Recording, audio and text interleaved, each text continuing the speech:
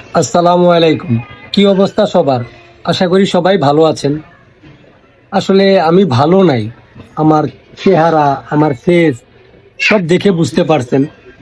আমি ২ দিন আগে একটা ফেসবুকে পোস্ট দিয়েছিলাম।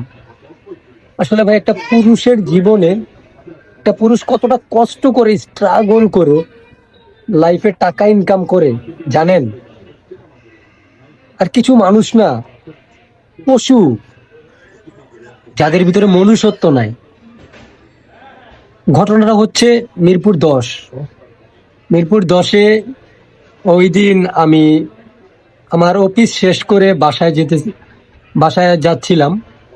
তো এমন টাইমে একজন লোক আসলো আমাকে দেখে, আরে ভাই বিগ ফ্যান, আপনার অনেক ভিডিও দেখি, হ্যান ত্যান, মানে অনেক কিছু, ভাই এক কাপ চা খেলে খুশি হব।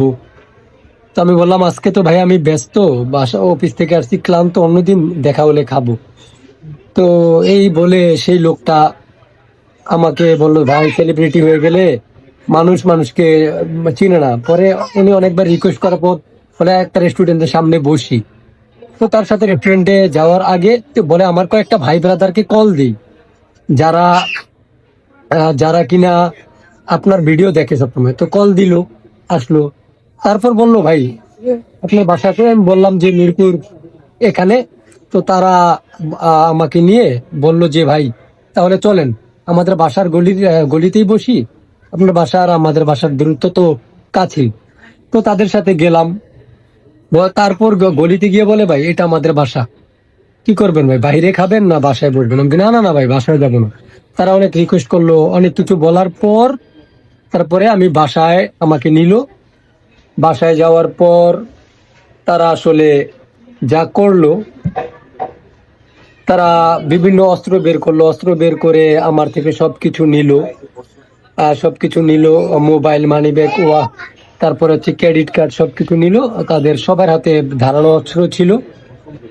ধারালো অস্ত্র দিয়ে তারা আমাকে মেরেই ফেলতো এক কথায়, আমি যদি সবকিছু না দিলাম। সবকিছু নিল, আমার ব্যাংক থেকে টাকা উইথড্র করলো। তো প্লাস হচ্ছে আমার অ্যাপেল 12 প্রো ম্যাক্স নিয়ে গেল। 50,000 টাকা উইথড্র করেছে। আর বাকি 30,000 টাকা তারা উইথড্র করতে পারে নাই।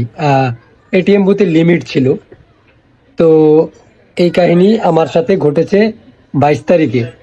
তো আমি মানে এই দেশবাসী বা মানে যারা আছেন তাদের কাছেই বলতে চাই, মানে আর এখন আমি দিন শেষে সেটার সঠিক মানে প্রমাণ পেয়েছি যে কারা কিভাবে এটার পিছনে জড়িত ছিল, সবই আমি চিনি, বা যে বাসায় নিয়েছিল সবই চিনি।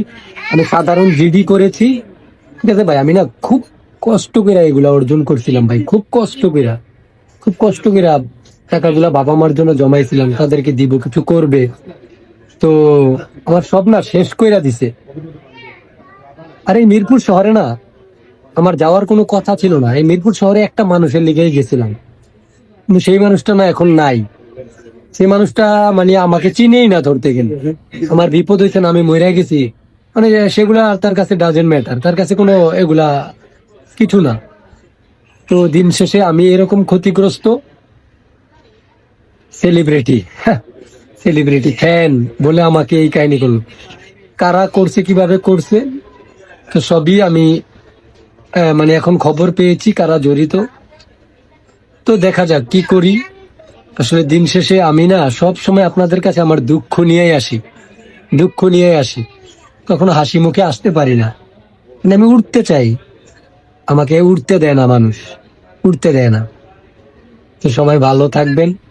অনেকের জানার ইচ্ছা ছিল, বিষয়টা জানাইলাম, ঠিক আছে। তারা আমাকে অনেক মানে এক কথায় আমাকে বাজে ভিডিও করে রাখছে, জোর করে আমার সামনে গাঁজা, ইয়াবা এগুলো দিয়ে বলেছে যে এগুলো তুই সেবন করতে এসে ধরা খাইছস, এগুলা বলবি ভিডিওতে, মানে আরো আজে বাজে অনেক কিছু। তো আপনাদের কাছে আমি সাক্ষী রেখে এটা বলে রাখলাম। আমার মানে এতটুক সাহস আছে, মানে মানে আপনারা মানে এতটুকু বিশ্বাস করবেন যে মানুষ মানুষের সাথে কি করতে পারে। বলেছিলাম ভাই আমার বাবা মার জন্য কষ্টের টাকা এগুলা রাখছি, শুনে নাই ভাই, শুনেন, আমার কথা শুনে নাই। তারা আমার উপর অনেক নির্মম আচরণ করেছে, জীবন বাঁচাতে সবকিছু দিয়ে দিয়েছিলাম।